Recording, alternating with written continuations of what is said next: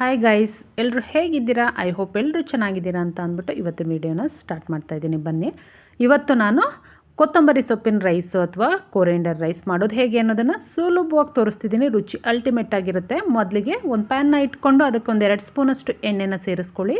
ಎಣ್ಣೆ ಕಾದ ನಂತರ 1 ಇಂಚಷ್ಟು ಶುಂಠಿ ಹಾಗೆಯೇ 1 ಸಣ್ಣ ಗೆಡ್ಡೆ ಬೆಳ್ಳುಳ್ಳಿನ ಸೇರಿಸ್ಕೊಂಡಿದ್ದೀನಿ. ಇವಾಗ ಇದಕ್ಕೆ ಖಾರಕ್ಕೆ ಅನುಗುಣವಾಗಿ ಹಸಿಮೆಣಸಿನ್ಕಾಯಿ ಹಾಗೆ ಒಣಮೆಣಸಿನ್ಕಾಯಿ ಎರಡನ್ನೂ ಕೂಡ ನಾನಿಲ್ಲಿ ಸೇರಿಸ್ಕೊಳ್ತಾ ಇದ್ದೀನಿ. ಒಣಮೆಣಸಿನ್ಕಾಯಿ ಬ್ಯಾಡ್ಗೆ ಹಾಕ್ಕೊಂಡಿದ್ದೀನಿ, ಹಸಿಮೆಣಸಿನ್ಕಾಯಿ ಖಾರಕ್ಕೆ ಎಷ್ಟು ಬೇಕಷ್ಟನ್ನು ಸೇರಿಸ್ಕೊಂಡಿದ್ದೀನಿ. ಸ್ವಲ್ಪ ಕರಿಬೇವೆಲೆಗಳು ಹಾಗೆಯೇ 1 ಸ್ಪೂನಷ್ಟು ಜೀರಿಗೆನೂ ಕೂಡ ನಾನಿಲ್ಲಿ ಹಾಕ್ಕೊಂಡಿದ್ದೀನಿ. ಮೆಂತ್ಯ ಕಾಳು ಒಂದು 10ರಿಂದ 15 ಕಾಳು ಮೆಂತ್ಯನೂ ಕೂಡ ನಾನಿಲ್ಲಿ ಸೇರಿಸ್ಕೊಂಡಿದ್ದೀನಿ. ಕಾಳು ಮೆಣಸು ಅಷ್ಟೇ ಒಂದು 15 ಕಾಳಾದರೆ ಸಾಕಾಗುತ್ತೆ. ತುಂಬ ಹಾಕ್ಕೊಂಡ್ರಿ ಅಂದರೆ ಖಾರ ಆಗುತ್ತೆ, ಹಾಗಾಗಿ ನೋಡ್ಕೊಂಡು ಹಾಕ್ಕೊಳ್ಳಿ ಕಾಳು ಮೆಣಸು. ಕೊತ್ತಂಬರಿ ಸೊಪ್ಪು ನಿಮ್ಮ ಕೈಯಲ್ಲಿ 1 ಹಿಡಿಯಷ್ಟು ಕೊತ್ತಂಬರಿ ಸೊಪ್ಪನ್ನು ಕೂಡ ನಾನಿಲ್ಲಿ ಹಾಕ್ಕೊಂಡಿದ್ದೀನಿ. ಆದಷ್ಟು ಸ್ವಲ್ಪ ಕ್ವಾಂಟಿಟಿ ಜಾಸ್ತಿ ಹಾಕ್ಕೊಂಡ್ರೆ ರುಚಿ ತುಂಬ ಚೆನ್ನಾಗಿರುತ್ತೆ. ಮಾಡ್ತಿರೋದೇ ಕೊತ್ತಂಬರಿ ಸೊಪ್ಪಿನ ರೈಸ್ ಆಗಿರೋದ್ರಿಂದ ಸ್ವಲ್ಪ ಕ್ವಾಂಟಿಟಿ ಜಾಸ್ತಿ ಹಾಕ್ಕೊಳ್ಳೋಣ. ತೊಳೆದು ನೀಟಾಗಿ ಹಾಕ್ಕೊಂಡು ಇದು ನೀರಿನಂಶ ಡ್ರೈ ಆಗೋವರೆಗೂ ಕೂಡ ಹುರ್ಕೊಳ್ಬೇಕಾಗತ್ತೆ. ಕಡಿಮೆ ಉರಿನಲ್ಲಿ ಹುರ್ಕೊಳ್ಬೇಕು, ಇಲ್ಲಾಂದರೆ ಕೊತ್ತಂಬರಿ ಸೊಪ್ಪು ಸ್ವಲ್ಪ ಸಿಹಿಯುತ್ತೆ, ಅದರದ್ದು ಸ್ಮೆಲ್ ಬೇರೆ ಥರನೇ ಆಗುತ್ತೆ. ಹಾಗಾಗಿ ಆದಷ್ಟು ಕಡಿಮೆ ಉರಿನಲ್ಲಿ ನೋಡಿ ಹುರ್ಕೋಬೇಕು, ನೀರಿನಂಶ ಎಲ್ಲ ಡ್ರೈ ಆಗೋವರೆಗೆ. ಈಗ ಇದನ್ನು ಒಂದು ಮಿಕ್ಸಿ ಜಾರಿಗೆ ಹಾಕಿ ಪಕ್ಕಕ್ಕೆ ಎತ್ತಿಟ್ಕೊಂಡು ಅದೇ ಒಂದು ಪ್ಯಾನಿಗೆ ಎಣ್ಣೆ ಏನಿರುತ್ತೆ ಶೇಂಗಾನ ಹಾಕಿ ಹುರಿದು ಎತ್ತಿಟ್ಕೊಳ್ಬೇಕಾಗತ್ತೆ. ನೋಡ್ತಿದ್ದೀರಲ್ಲ, ಮೆತ್ತಗಾಗುತ್ತೆ ಶೇಂಗಾ ಅಂತ ಫಸ್ಟಿಗೆ ಹುರಿದು ಎತ್ತಿಟ್ಕೊಳ್ತಾ ಇದ್ದೀನಿ. ಅದೇ ಕಡಾಯಿಗೆ ಸಾಸಿವೆ, ಜೀರಿಗೆ, ಕಡಲೆಬೇಳೆ, ಉದ್ದಿನಬೇಳೆ ಹಾಗೆಯೇ ಕರಿಬೇವೆಲೆಗಳನ್ನು ಕೂಡ ಸೇರಿಸ್ಕೊಂಡು ಕೈ ಆಡ್ಕೊಳ್ಬೇಕಾಗತ್ತೆ. ಕಲರ್ ಚೇಂಜ್ ಆಗೋವರೆಗೂ ಕೂಡ ಇದನ್ನು ಕೈ ಆಡ್ಕೊಳ್ಬೇಕಾಗತ್ತೆ. ಇದಕ್ಕೆ 1 ಸ್ಪೂನಷ್ಟು ನಾನಿಲ್ಲಿ ಇಂಗನ್ನು ಕೂಡ ಹಾಕ್ಕೊಂಡಿದ್ದೀನಿ. ನೋಡಿ, ಆಲ್ಮೋಸ್ಟ್ ಕಲರ್ ಚೇಂಜ್ ಆಗಿದೆ. ಈಗ ಇದಕ್ಕೆ ರುಬ್ಬಿಟ್ಕೊಂಡಿರ್ತಕ್ಕಂಥ ಮಸಾಲೆನ ಸೇರಿಸ್ಕೊಂಡು ಹಸಿ ವಾಸನೆ ಹೋಗೋವರೆಗೂ ಸಿಮ್ಮಲ್ಲೇ ನಾವು ಬಾಡಿಸ್ಕೊಳ್ಬೇಕಾಗತ್ತೆ. ಇದಕ್ಕೆ ಮಿಕ್ಸಿ ಜಾರ್ನ ತೊಳೆದು 1-2 ಸ್ಪೂನಷ್ಟು ನೀರನ್ನು ಸೇರಿಸ್ಕೊಂಡಿದ್ದೀನಿ. ತುಂಬ ನೀರನ್ನ ಹಾಕ್ಕೊಳ್ಳೋಕೆ ಹೋಗಬೇಡಿ. ಹುಣಸೆ ಹಣ್ಣಿನ ಪೇಸ್ಟು 1-2 ಸ್ಪೂನು ಹಾಗೆಯೇ 1/4 ಸ್ಪೂನಷ್ಟು ಅರಶಿನದ ಪುಡಿ ಕಲ್ಲರಿಗೆ ಅಂತ ಹೇಳಿ ಹಾಕಿ ನೀಟಾಗಿ ಮಿಕ್ಸ್ ಕೊಡಬೇಕಾಗತ್ತೆ. ನೋಡ್ತಿದ್ದೀರಲ್ಲ, ಈಗ ಇದಕ್ಕೆ ರುಚಿಗೆ ತಕ್ಕಷ್ಟು ಉಪ್ಪನ್ನು ಕೂಡ ನಾನಿಲ್ಲಿ ಹಾಕ್ಕೊಂಡಿದ್ದೀನಿ. ನೀಟಾಗಿ ಇದನ್ನು ಆದಷ್ಟು ಕಡಿಮೆ ಉರಿನಲ್ಲಿ ಕೈ ಆಡ್ಕೊಳ್ಬೇಕಾಗುತ್ತೆ. ಉರಿ ಜಾಸ್ತಿ ಆದರೆ ಏನಾಗುತ್ತೆ ಅಂತ ಅಂದರೆ ಸಿಹಿಯುತ್ತೆ, ಸ್ಮೆಲ್ ಚೇಂಜ್ ಆಗುತ್ತೆ. ಹಾಗಾಗಿ ನೋಡಿ, ಎಣ್ಣೆ ಬಿಟ್ಟಿದೆ, ಗ್ರೇವಿ ಅದಕ್ಕೆ ಬಂದಿದೆ. ಇದು ನೋಡ್ತಿರ್ಬೋದು ನೀವು. ವರ್ಕಿಂಗ್ ವುಮೆನ್ಸಿಗೆಲ್ಲ ಈ ಥರ ಒಂದು ಗೊಜ್ಜನ್ನು ಮಾಡಿಟ್ಕೊಂಡ್ರಿ ಅಂದರೆ ಬೆಳಿಗ್ಗೆ ಎದ್ದು ಅರಿವಿರಿನಲ್ಲಿ ಏನಪ್ಪ ಮಾಡೋದು ಅಂತ ಅನ್ನುವಾಗ ರೈಸ್ ಇದ್ದರೆ ಅಥವಾ ರಾತ್ರಿ ಉಳಿದಿದ್ದನ್ನು ಇದ್ರೂ ಕೂಡ ತಿಂಡಿ ಪಟ್ ಅಂತ ರೆಡಿ ಆಗುತ್ತೆ. ಈಗ ಸ್ವಲ್ಪ ಗೊಜ್ಜನ್ನು ಎತ್ತಿಟ್ಬಿಟ್ಟು ನಾನೀಗ ಇದಕ್ಕೆ ರೈಸ್ನ ಸೇರಿಸ್ಕೊಳ್ತಾ ಇದ್ದೀನಿ. ರಾತ್ರಿ ಉಳಿದಿದ್ದ ಅನ್ನ ಆಗ್ಬೋದು ಅಥವಾ ಫ್ರೆಶ್ ಆಗಿ ಮಾಡಿರ್ತಕ್ಕಂಥ ಅನ್ನ ಆಗ್ಬೋದು, ಯಾವ ಅನ್ನಕ್ಕಾದ್ರೂ ಈ ಒಂದು ಗೊಜ್ಜಿದೆ ಅಂತ ಅಂದರೆ ರೆಸಿಪಿ ರೆಡಿ ಆಗುತ್ತೆ. ಬೆಳಗಿನ ಬ್ರೇಕ್ಫಾಸ್ಟಿಗೆ ಅಥವಾ ಲಂಚ್ ಬಾಕ್ಸಿಗೆ ಯಾವುದಕ್ಕಾದ್ರೂ ತುಂಬಾ ಪರ್ಫೆಕ್ಟ್ ಅಂತಲೇ ಹೇಳ್ಬೋದು. ಅನ್ನ ಸ್ವಲ್ಪ ಬಿಸಿ ಇದ್ದಿದ್ದರಿಂದ ಮೊದಲಿಗೆ ನಾನಿಲ್ಲಿ ಮೊಗಚಕೈಯಿಂದನೇ ನೀಟಾಗಿ ಮಿಕ್ಸ್ ಮಾಡ್ಕೊಳ್ತಾ ಇದ್ದೀನಿ. ನೋಡ್ತಿರ್ಬೋದು, ಕಲರ್ ಕೂಡ ಸೂಪರಾಗಿ ಬರುತ್ತೆ, ಟೇಸ್ಟು ಕೂಡ ಅಷ್ಟು ಚೆನ್ನಾಗಿರುತ್ತೆ. ಈಗೆಲ್ಲ ಸಮ್ಮರ್ ಬಂದಿದೆ ಅಲ್ವಾ, ಯಾರಾದರೂ ಟ್ರಿಪ್ ಹೋಗಬೇಕು ಅಂತ ಅನ್ನೋರು ತಪ್ಪದೆ ಈ ಗೊಜ್ಜನ್ನ ಮಾಡಿಟ್ಕೊಳ್ಳಿ.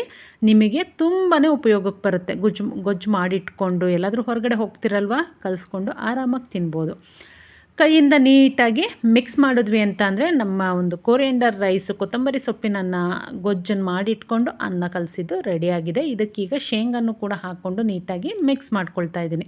ರುಚಿ ಅಂತೂ ಸಿಕ್ಕಾಪಟ್ಟೆ ಚೆನ್ನಾಗಿರುತ್ತೆ. ಆ ಗೊಜ್ಜು 1-2 ದಿನ ಹಳೇದಾದಷ್ಟು ರುಚಿ ಇನ್ನಷ್ಟು ಜಾಸ್ತಿ ಆಗುತ್ತೆ. ತಪ್ಪದೆ ಟ್ರೈ ಮಾಡಿ. ಊರ ಕಡೆಗೆ ಹೋಗಿ ಬಂದಾಗ ಕೊತ್ತಂಬರಿ ಸೊಪ್ಪು ಸ್ವಲ್ಪ ಜಾಸ್ತಿ ಸಿಕ್ಕಿದೆ, ಏನಪ್ಪ ಮಾಡೋದು ಅಂತ ಅನ್ನುವಾಗ ಈ ಒಂದು ಗೊಜ್ಜನ್ನು ನೀವು ಮಾಡಿಟ್ಕೊಂಡ್ರಿ ಅಂತ ಅಂದರೆ ನಿಮಗೆ ರೈಸ್ ಮಾಡ್ಕೊಳ್ಳೋದು ತುಂಬಾ ಈಸಿ. ಬ್ರೇಕ್ಫಾಸ್ಟ್ ಎಲ್ಲ ಮುಗಿಸಿದ ಮೇಲೆ ನಾನು ಮಾವಿನಕಾಯಿ ಸೀಸನ್ ಅಲ್ವಾ, ಮಾವಿನಕಾಯಿ ಉಪ್ಪಿನಕಾಯಿ ಮಾಡ್ಕೊಳ್ಳಿಲ್ಲ ಅಂದರೆ ಹೇಗೆ ಹೇಳಿ, ಹಾಗಾಗಿ ಇನ್ಸ್ಟೆಂಟಾಗಿ ಸ್ವಲ್ಪ ಮಾಡ್ಕೊಳ್ಳೋಣ. ಏನಂತಂದರೆ ಇನ್ನೂ ನಮಗೆ ಹುಳಿ ಮಾವಿನಕಾಯಿ ಸಿಕ್ಕಿಲ್ಲ. ನಾನು ಊರ ಕಡೆಯಿಂದ ತಂದೇ ಮಾವಿನಕಾಯಿ ಉಪ್ಪಿನಕಾಯಿ ಹಾಕ್ಕೊಳ್ಳೋದು. ಕಾರಣ ಇಷ್ಟೇ, 1 ವರ್ಷದವರೆಗೂ ಇಟ್ಕೊಳ್ಬೋದು. ಗಿಡದಿಂದ ಕಿತ್ತು ತಂದು ಉಪ್ಪಿನಕಾಯಿ ಹಾಕಬೇಕು. ಮೇಲಿಂದ ಬಿದ್ದಿರುತ್ತೆ ನೋಡಿ, ಆ ಥರದ್ರಲ್ಲೆಲ್ಲ ಉಪ್ಪಿನಕಾಯಿ ಹಾಕಿದ್ವಿ ಅಂದರೆ 1 ವರ್ಷದವರೆಗೆ ಸ್ಟೋರ್ ಮಾಡಲಿಕ್ಕೆ ಆಗಲ್ಲ. ಹಾಗಾಗಿ ನಾನಿಲ್ಲಿ ಗಿಳಿಮೂತಿ ಮಾವಿನಕಾಯಿ ಬರುತ್ತಲ್ಲ, ಅದನ್ನು ತಂದು ಇನ್ಸ್ಟೆಂಟಾಗಿ, ಅಂದರೆ ಈಗ ತಕ್ಷಣಕ್ಕೆ ತಿನ್ಲಿಕ್ಕೆ ಬೇಕಲ್ವ, ಮತ್ತು ಇದು ಬೇಗನೆ ಸಾಫ್ಟ್ ಆಗುತ್ತೆ. ಸೊ ಹಾಗಾಗಿ ಮಾಡ್ಕೊಳ್ಳೋಣ ಅಂದ್ಬಿಟ್ಟು ಮಾಡ್ತಿದ್ದೆ. ನಿಮಗೆ ಉಪ್ಪಿನಕಾಯಿ ರೆಸಿಪಿ ಬೇಕು ಅಂದರೆ ನಾನು ಲಾಸ್ಟ್ ಇಯರು ಮಾವಿನಕಾಯಿ ಸೀಸನಲ್ಲಿ ರೆಸಿಪಿನ ಶೇರ್ ಮಾಡಿದ್ದೀನಿ. ಅದಕ್ಕೆ ಒಳ್ಳೆ ವ್ಯೂಸ್ ಬಂದಿದೆ, ಕಮೆಂಟ್ಸು ಕೂಡ ಬಂದಿದೆ. ತಪ್ಪದೆ ವಿಡಿಯೋನ ನೋಡಿ ನೀವು ಕೂಡ ಉಪ್ಪಿನಕಾಯಿನ ಮಾಡ್ಕೊಳ್ಳಿ. ನಾನು ಇದನ್ನು ಹಾಗಾಗಿ ಈ ರೆಸಿಪಿನ ನಾನು ಫುಲ್ಲು ಶೇರ್ ಮಾಡಿಲ್ಲ, ಇನ್ಸ್ಟೆಂಟಾಗಿ ಮಾಡ್ಕೊಂಡಿದ್ದು. ಇದಕ್ಕೆ ನೀರು, ಎಣ್ಣೆ ಏನೂ ಕೂಡ ಬಳಸಿಲ್ಲ. ಇದು ಮರುದಿನಕ್ಕೆ ನೀರು ಬಿಟ್ಕೊಳ್ಳುತ್ತೆ. 1-2 ದಿನ ಬಿಟ್ಟ ಮೇಲೆ ಯೂಸ್ ಮಾಡ್ಬೋದು.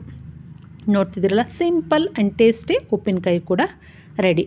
ನನ್ನ ಮಗನ ಬರ್ತಡೇ ಇತ್ತು, ಸೊ ಹಾಗಾಗಿ ಅವ್ನು ಜಾಮೂನ್ ಮಾಡಿಕೊಡಮ್ಮ ಅಂತ ಅಂದಿದ್ದ. ಜಾಮೂನು ಕೂಡ ರೆಡಿ ಮಾಡಿದ್ದೀನಿ. ಬೇರೆ ರೆಸಿಪಿಗಳನ್ನೆಲ್ಲ ನಾನು ವೀಡಿಯೋ ಮಾಡ್ಕೊಳ್ಳಿಕ್ಕೆ ಹೋಗಲಿಲ್ಲ, ತುಂಬ ಏನು ಮಾಡಿರಲಿಲ್ಲ, ಬಟ್ ಮಾಡಿದ್ದನ್ನು ಕೂಡ ವೀಡಿಯೋ ಮಾಡಲಿಲ್ಲ. ಈ ಹಿಂದೆ ಆದರೆ ಎಲ್ಲರನ್ನೂ ಕರೆದು ನಾನೇ ಅಡುಗೆ ಮಾಡ್ತಿದ್ದೆ. ಬಟ್ ಇವಾಗ ಅವ್ನು ದೊಡ್ಡವನಾಗಿದ್ದಾನೆ, ಅವನಿಗೆ ಅದು ಅಷ್ಟು ಇಷ್ಟ ಆಗ್ತಿಲ್ಲ. ಫ್ರೆಂಡ್ಸ್ ಅಷ್ಟೇ ರೋಡಲ್ಲಿ ಫ್ರೆಂಡ್ಸ್ನ ಕರೆದು ಕೇಕ್ನ ಕಟ್ ಮಾಡಿ ಬರ್ತಾನೆ, ಸೆಲೆಬ್ರೇಟ್ ಮಾಡ್ಕೊಂಡು ನೋಡ್ತಿರ್ಬೋದು ನೀವು.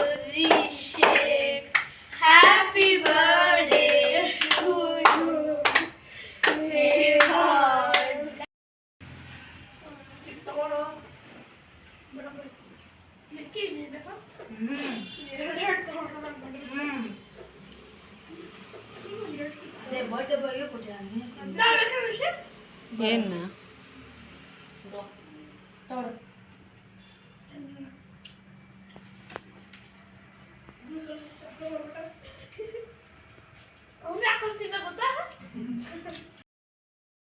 ಇದು ಬಂದು ಇವತ್ತಿನ ವೀಡಿಯೋ ಆಗಿತ್ತು. ನಿಮಗೆ ಟೈಮ್ ಸಿಕ್ಕಾಗ ಅಥವಾ ಕಿಚನಲ್ಲಿ ಏನಾದರೂ ಮಾಡುವಾಗ ವೀಡಿಯೋನ ಆನ್ ಮಾಡಿಕೊಂಡು ಕೊನೆವರೆಗೂ ನೋಡಿ, ಎಲ್ಲೂ ಕೂಡ ಸ್ಕಿಪ್ ಮಾಡಲಿಕ್ಕೆ ಹೋಗಬೇಡಿ. ವೀಡಿಯೋ ಇಷ್ಟ ಆದರೆ ಒಂದು ಲೈಕ್ ಕೊಡಿ, ಹಾಗೆ ಕಮೆಂಟ್ ಕೂಡ ಮಾಡಿ. ತುಂಬ ಇಷ್ಟ ಆದರೆ ಫ್ರೆಂಡ್ಸ್ ಆ್ಯಂಡ್ ಫ್ಯಾಮಿಲಿಗೂ ಕೂಡ ಶೇರ್ ಮಾಡಿ ಅಂತ ಹೇಳ್ತಾ ಇವತ್ತಿನ ವೀಡಿಯೋನ ಮುಗಿಸ್ತಿದ್ದೀನಿ. ಉಪ್ಪಿನಕಾಯಿದು ರೆಸಿಪಿ ಬೇಕು ಅನ್ನೋದಾದರೆ ಕಮೆಂಟ್ ಮಾಡಿ, ಇಲ್ಲ ಡಿಸ್ಕ್ರಿಪ್ಷನ್ ಬಾಕ್ಸಲ್ಲಿ ಕೊಟ್ಟಿರ್ತೀನಿ. ಒಂದು ಸಲ ಚೆಕ್ ಮಾಡಿಬಿಟ್ಟು ರೆಸಿಪಿನ ಟ್ರೈ ಮಾಡಿ ಹೇಗೆ ಬಂತು ಅಂತ ತಿಳಿಸಿ. ವಿಡಿಯೋ ನೋಡಿದ್ದಕ್ಕೆ ಥ್ಯಾಂಕ್ ಯು.